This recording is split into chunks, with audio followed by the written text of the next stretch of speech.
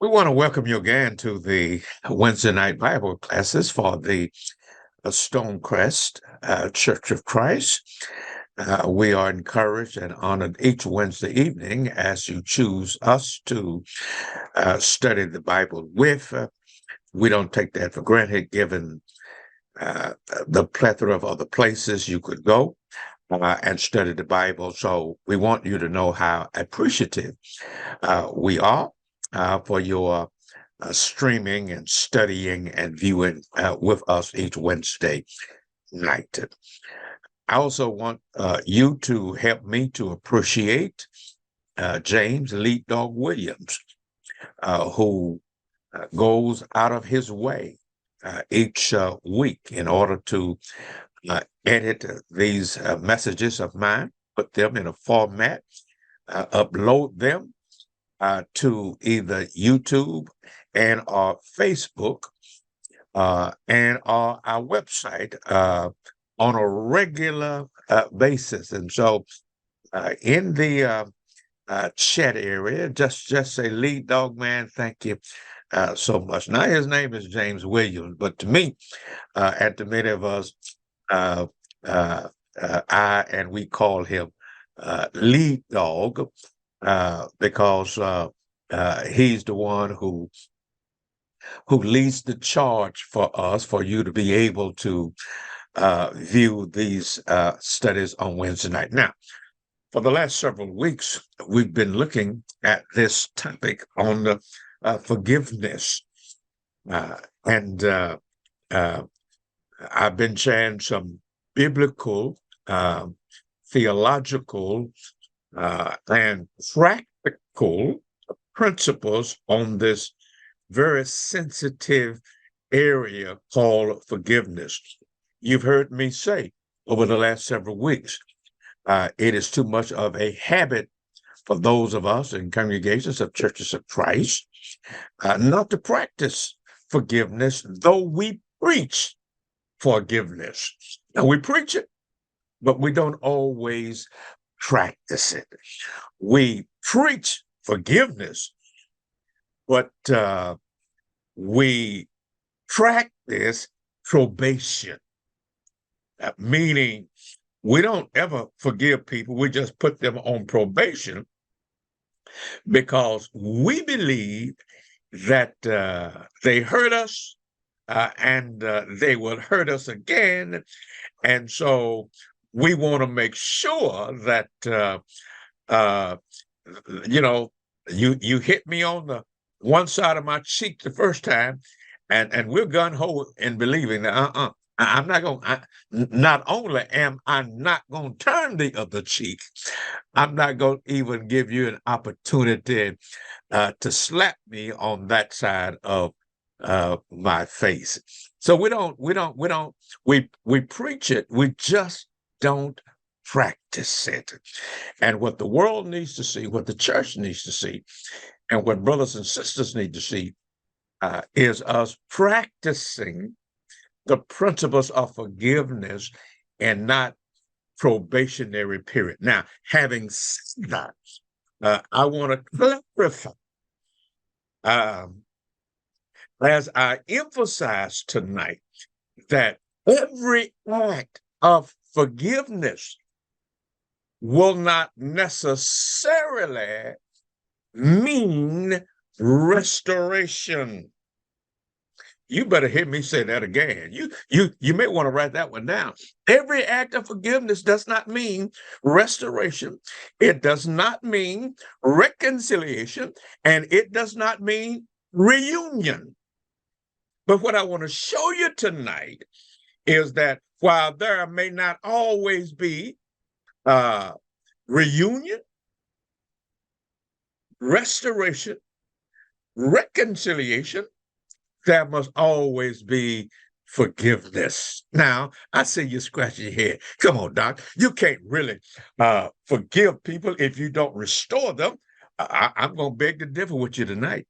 And I'm going to show you some biblical incidences where forgiveness took place, but reconciliation did not. Restoration did not. Reunion did not. Pardon me, please. So that's kind of what I want to get at tonight. And what I want to show you is this. I hope you stay with me on this one. I have given you several definitions of forgiving and forgiveness. I want to add one to the list tonight. Now, I have said previously that, and if you see it on screen, forgiveness is a journey. It's not always an instantaneous act.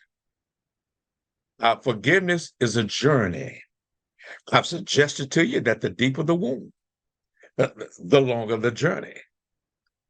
And we're going to look at Joseph tonight, where his journey, in terms of his relationship with his brothers for restoration, is going to take more than 20 years. And so it's a journey. And too oftentimes, we don't give ourselves time to heal. We try to force instant and instantaneous forgiveness. No.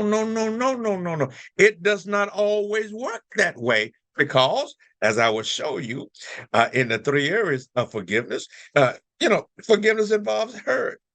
It involves injury. It involves a cancellation of a debt. An injury, come here, wounds, come here, takes time to heal. I mean, there's no just instant healing of a wound. It takes time. I'll get to that. So forgiveness then is a journey. I've also said to you that forgiveness is a choice. It's a choice of, regardless of how you feel, to release one from an obligation or a debt of a wrong committed against someone. It is not only a journey, it's a choice. In other words, I choose to forgive you. I can make a choice. Regardless of how I feel, I still can choose to release you of an obligation to pay me back. I can cancel the debt. That's within my purview and within my choice. I can choose to forgive you. That's why a lot of us don't forgive, because we simply don't choose, because we have not dealt with the hurt. We have not dealt with the wound. And so we'll just put you on probation until you die, or until we die. But that's not practicing the biblical ethos when it comes to forgiving. Just as God has forgiven us, just as God has canceled our debt. And friends, listen, I've hurt my wife. I've hurt my children. I've hurt some friends. I've hurt some associates. But I've not hurt anybody to the point where it caused somebody else to die. Do you not realize that we so offended God, that our sin so offended God that it caused Jesus Christ to die on the cross? God gave us his son because of our sins. And God was willing to forgive us, watch this, of even the sin that placed his son upon a cross. God canceled the debt. And God loved his son as much as you and I love our children. And yet the same God that has forgiven us has asked us to forgive one another. So number one, forgiveness is a journey. Number two, forgiveness is choice. Uh, and then I say to you that in every act of forgiveness, uh, a debt legitimately owed is canceled. Look at the screen. Uh, you want to be debt free. Oh, teach that Bible, Dr. Barclay. You want to be debt free in your relationship with brothers and sisters in the faith and people not in the faith. Your spouse could not be may not be in the faith. Your family may not be in the faith, uh, but you can still forgive them. Now, I want you to watch this because the Greek term that helps us to understand our English word forgive is a bookkeeping term. It's an accountant's term. It's a term that would have been used in this day in counting at the bank, businesses where someone has simply made a decision. They have made a choice to cancel the debt that is legitimately owed to them. Interestingly, even today, uh, you know, people use lawful ways not to pay their obligations. We call it bankruptcy, where people accumulate a whole lot of debt to the point where they decide that they don't want to pay it. In fact, former president of the United States, Donald Trump, bragged about the many times in his business dealings he declared bankruptcy. Now, I don't think that's worth bragging over, and I'm not trying to pick on the former president here. My goodness, he gets himself in enough trouble all the time. So I certainly don't want to add on or stack on or jump on to all of the stuff that he finds himself legally in today. But I don't think that's worth bragging about.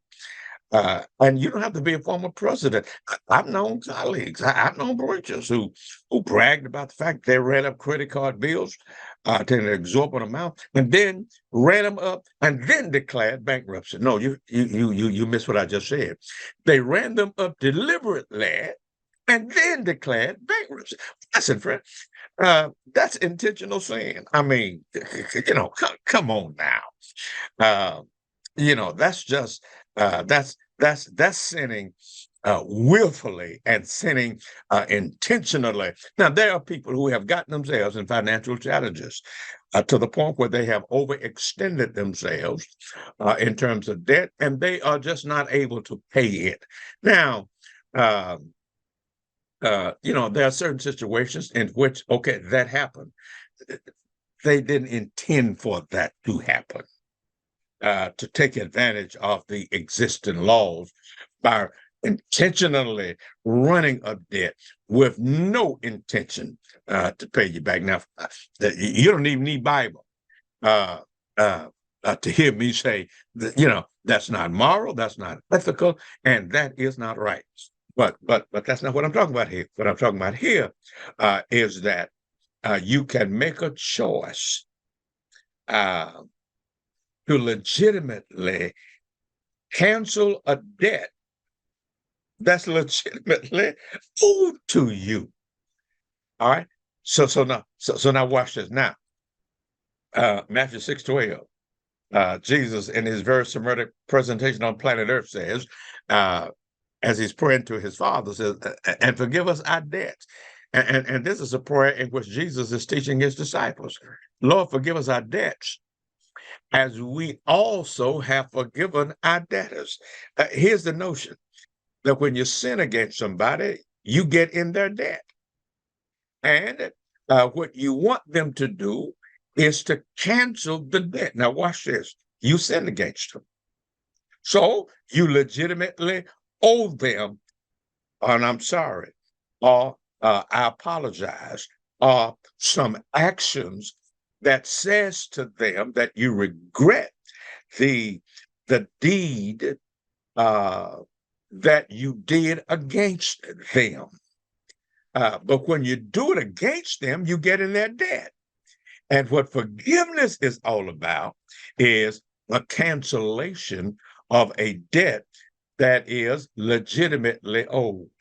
As you see on the screen, I suggest to you that forgiveness always involves bill and a debt collector.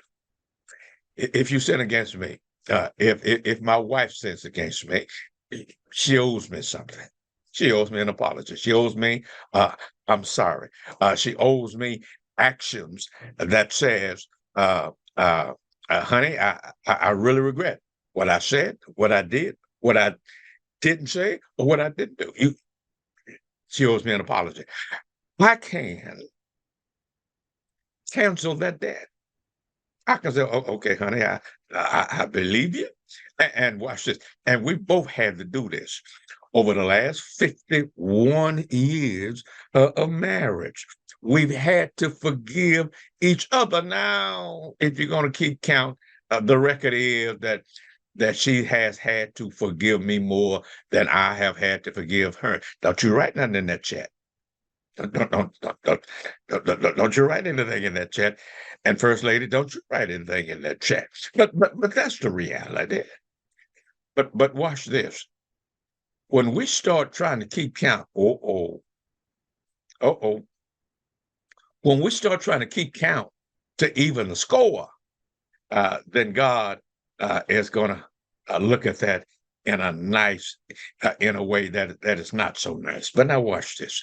Forgiveness always involves a bill and a debt collector.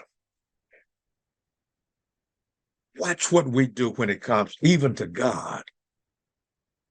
Because forgiveness involves a bill and a debt collector.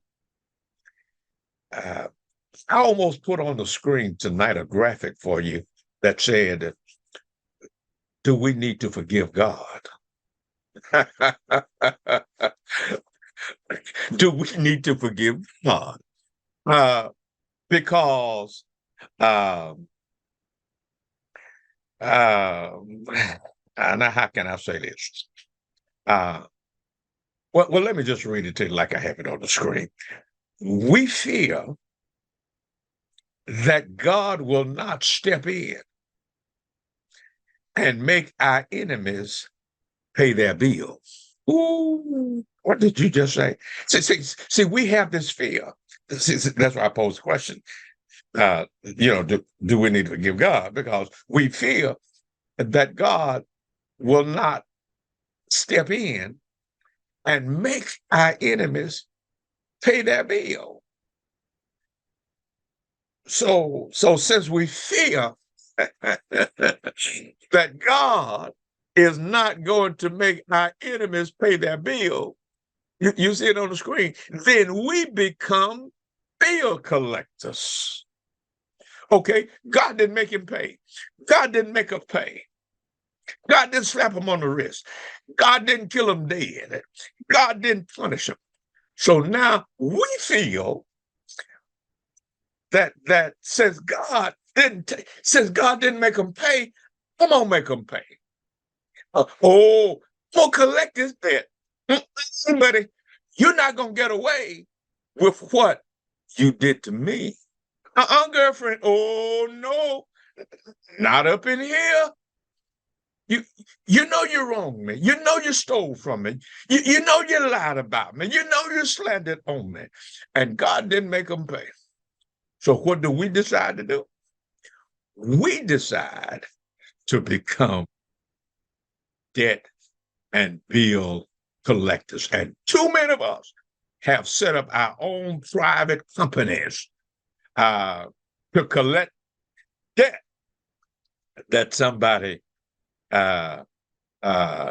didn't pay because they didn't pay, and we're gonna make them pay.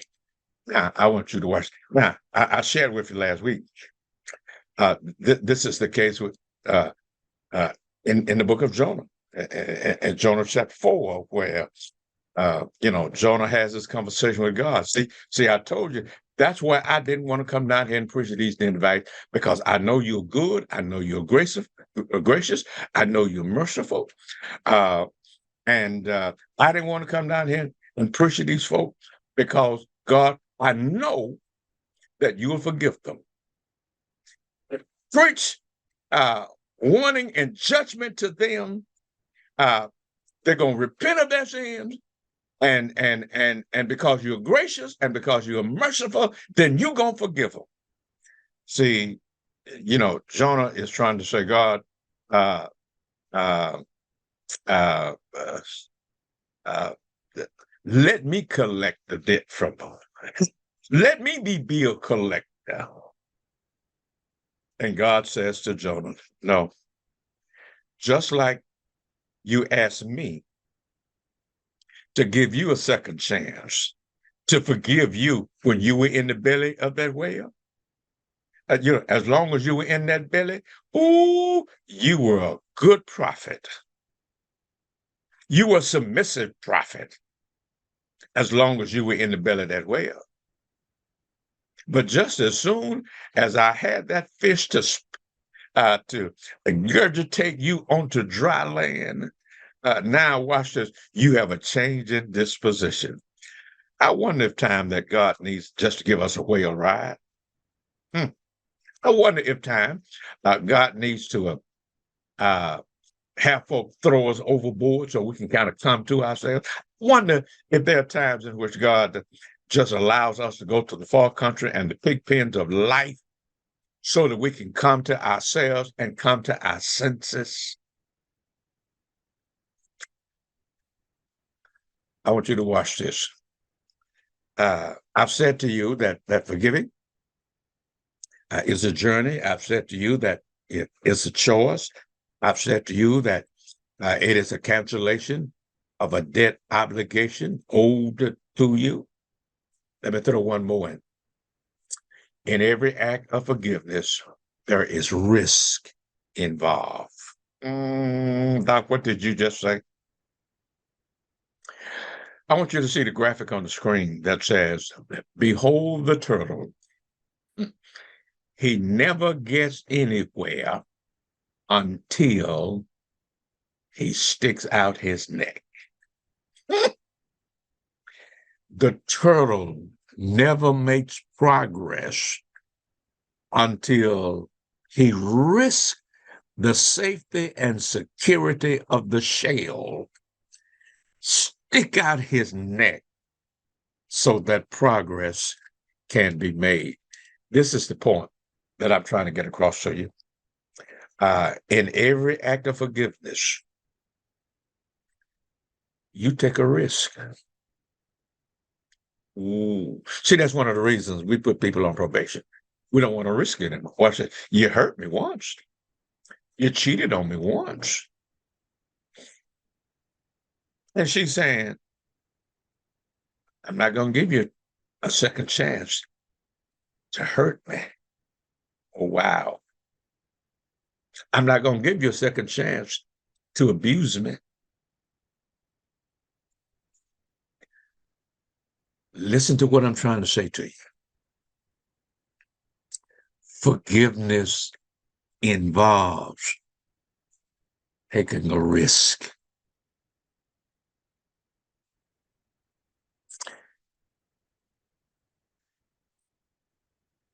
Because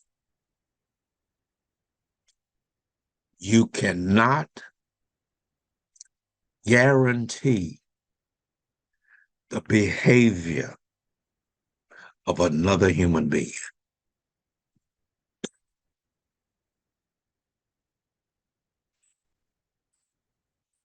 Okay, I'm going to electric slide backwards. I'm going to hit rewind and then hit play. You can never guarantee the behavior, the future behavior of another human being. See, that's why some people are so skeptical, are so cynical, are so suspicious,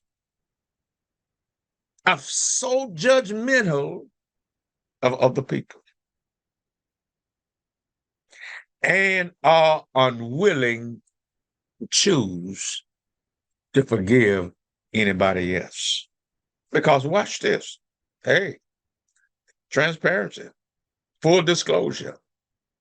In every act of forgiveness, you take a risk. I'm going to show you some biblical examples of this in the weeks to come. One right off the top of my head is the prodigal son. You know that story in Luke 15.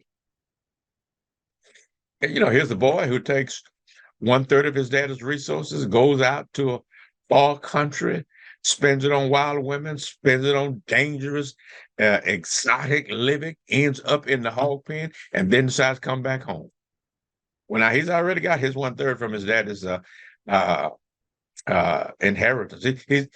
He got his inheritance while before his daddy died. I'll get into all of that in the weeks to come. But I want you to see the preview preaching point tonight, and that is the older brother is still at home. He didn't go anywhere, and the resources that are left belong to him. And now the young boy comes back home. What you gonna do? He spent his money in a carefree, careless kind of way, and now he wants to come back. And wait a minute, Daddy, and you gonna let him come back home? Daddy, you gonna let him come back up in here? And the monies that we have left belong to me? And you gonna let him come back home? Now, he done spent his stuff. He's wasted his stuff. The Bible said he wasted it in riotous living. But the older brothers know that was the specific things he did. We'll get into that. But don't you miss the point here. The older brother and the father in Luke 15 is going to have to risk it. I tell you again, that's one of the reasons we don't do much forgiving at congregations of Church of Christ, because we don't want to take the risk. And what's interesting about that is this. I've seen it. I've been in ministry more than 50 years, and I've seen it more than I care to, about spouses who have been unfaithful to one another, about spouses who divorce because of infidelity of a wife or husband, and they mad at him, and he's the father of the mother of their children. And then guess what they do? They go out and they risk it with somebody else. They remarry. You didn't want to risk it with him. You know this dog got fleas, but you don't know what that other dog out there has. A dog gets hair. So watch this. You risk it out there, but you won't risk it here. Now, I'm going to show you that is your choice. But I'm also talking about a higher ethic here. I'm talking about the ethic God and the principles of God. So forgiveness involves the taking of a risk. As you see the comical graphic on the screen, if you give me what I want, I'll give you back what I have taken. All right, we'll move on to that. Watch this. Forgiveness involves 3 elements. Number 1, injury.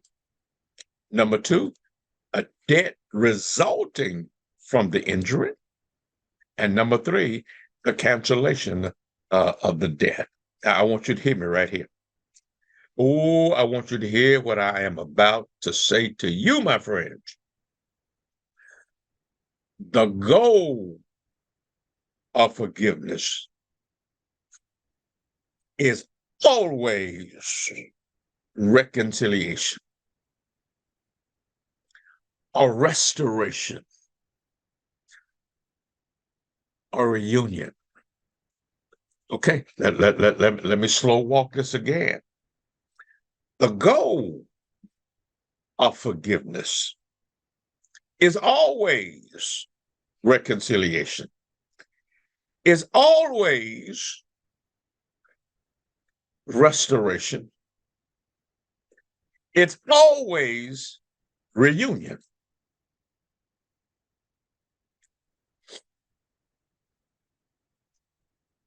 But forgiveness can take place without reconciliation.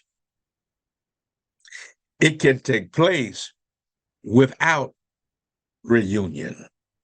It can take place without restoration. Now that I have your attention, there is what in theology we call, as you see it on the screen, unilateral forgiveness. Remember one of the early definitions of forgiveness where you can simply choose to cancel the debt? You can make a choice. Well, Dr. Barclay, he or she didn't say, I'm sorry. They didn't ask me to forgiveness. Since they have not asked, I'm not going to forgive them. Your choice. But if you want to live at a higher ethic, listen to me when I say to you in the last couple of minutes that I have here tonight, that you can practice unilateral forgiveness. Now, there is what we call in theology unilateral forgiveness. And then number two, that's what we call forgiveness that involves restoration, reconciliation, and reunion. Let's look at unilateral forgiveness. Let me help you to see this. Romans 12, verse 18. Paul, writing to the church of Rome, says, if possible, so far as it depends on you, be at peace with all men. Oh, let me try that again. He says, if possible. Now, why do you think he starts by saying impossible? Because it's not always possible for you to be at peace with other people.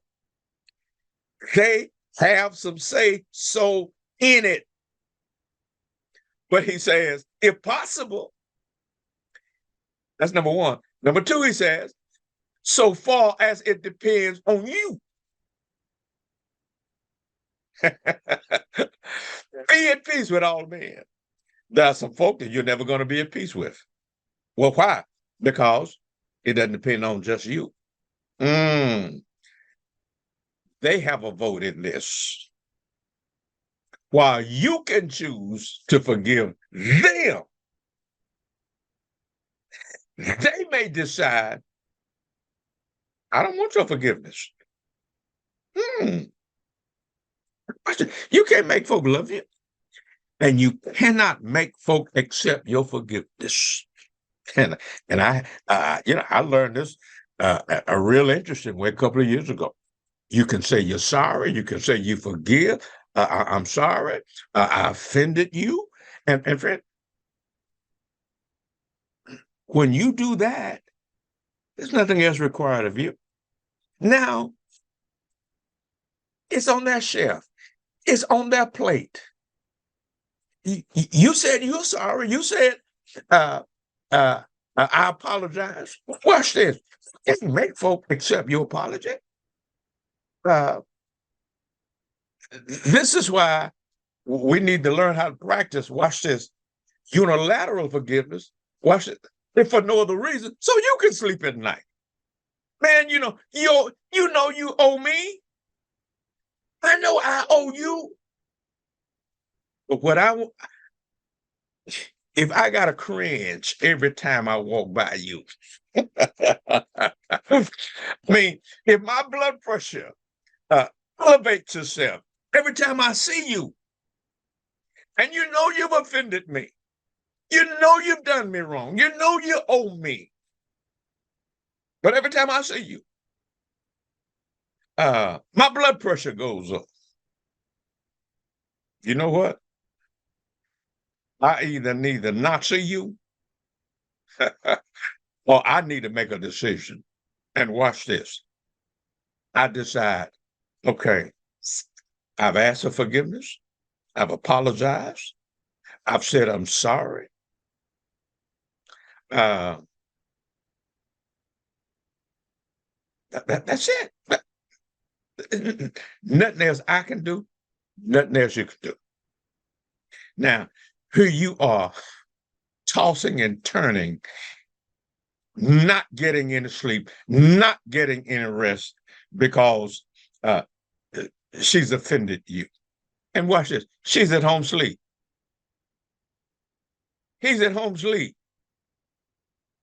And you're at home tossing and turning. You may need to make a choice here. You may need to decide, okay, that $13 you owe me, tell you what. Hey, you don't owe it anymore. So you don't need to walk uh, uh, out the back door of the same workplace in which we work. You can walk by my workstation now. You can speak to me now. I ain't throwing it up in your face. In fact, hey, no, I choose for you not to pay me back, because if anybody gonna lose in the sleep at night, it's not gonna be on this end. So what do I choose to do? You can choose to unilaterally, watch this, forgive. I better get some more Bible in here, because some of y'all may sit there saying, and Brother B, I don't know about that. Well, let me show it to you. Jesus is dying on the cross. He looks out at the men who spat on him. He's looked out at the men who's put that spear in his side, those crown thorns on his head, who have railed against him, who said evil and malice and slander against him. Jesus said, the scripture said about Jesus, and when they came to the place that is called the skull, there they crucified him. And the criminals, one on his right and one on his left. And Jesus said, Father, forgive them, for they know not what they do. Ooh, there's a whole lot of preaching in there that I don't have time to do, but I want you not to miss this point. Ain't nobody in that audience, ain't nobody around that hill that day asked to be forgiven, except one of the thieves on the cross. Now, those folk out there didn't. Father, forgive them. Ain't nobody out there asked for forgiveness. So watch this. Jesus made a choice. He unilaterally asked his Father to forgive them. The folk who spat on him, the folk who put the crown of thorns on his head, the folk who put the spear in his side, the people who hung him up there on the cross. And they never asked for forgiveness. And yet, unilaterally, without any reciprocity, Jesus says, Father, forgive them, for they know not what they do. Friend, That's unilateral forgiveness. And watch this, something you can do rather than walk around all tense and all tight and all mean and all hard to get along with. You just might need to say to that person, or even if you don't say to that person, watch this, you can just say to yourself, you're forgiven. You don't have to say you're sorry. You don't have to apologize. You don't have to pay me back what you owe me. You're forgiven.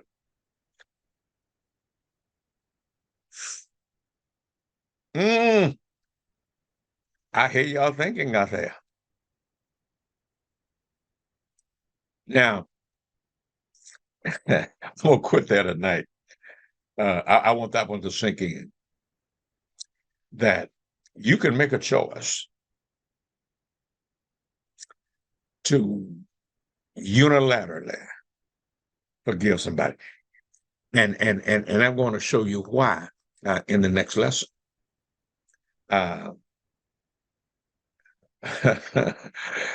Because see, there are some folk who's done some wrong to you.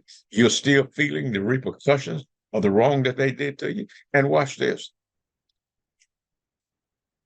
They're in the next life. I had to do that with my own daddy. My daddy had been dead 10, 15 years. And I was still holding grudges about his ineffectiveness as a father. He dead. He's in eternity. And I'm still mad at him. and what hurting? I know this is a bad grammar, bad English. What wouldn't hurt nobody but me? It's like knocking your head up against a wall. You're just hurting you. So on one occasion, when I understood unilateral forgiveness, I just said, Daddy, you weren't the best daddy. You weren't even a good daddy. But you were daddy. I wouldn't be in the world without your seed. And so, forgive you. Folk, I can't tell you the peace that brought into my heart, brought into my spirit.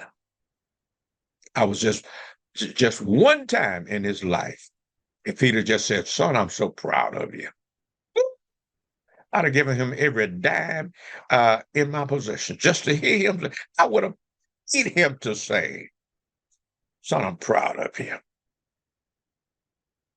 Son, I love you. And he died. And on his deathbed, wouldn't even acknowledge with other brothers and sisters around his deathbed, call them by name. And when it came to me, he said, I don't know him. Now, I understand the medication. I understand all of that. I didn't live in our little hometown where my other brothers and sisters would go by to see him. I lived in a whole nother state. And I saw him once or twice when he was in that state. I get all of that. But before he ever got in that state, I mean, when he was able-minded and able-bodied, never heard I love you, never heard I'm proud of you. And I lived with that pain until one day I decided I'm going to take the handcuffs off. Because whenever you handcuff somebody, when you take them off one arm, you free up the other one. I just decided, okay, I'm going to take the handcuffs off so he can be free. And that's what some of you are here tonight. You're holding grudges against folks. And some of these folks don't even remember the grudge, but you do. And you holding it. and you're the one who can't sleep, and you're the one with high blood pressure, and you're the one with anxiety, you need to make a unilateral decision because God has forgiven you. You need to decide, I'm going to release you of your obligation to pay me back. I tell you, come on back next week. Come on back next week. And I want to deal with the one on the screen. That's the forgiveness that involves restoration, reconciliation, and reunion. Now, that one is going to require some cooperation from the other party. And you'll want to hear us to discuss that one next week. Until then, may the Lord of the harvest bless you, and may he bless you real good.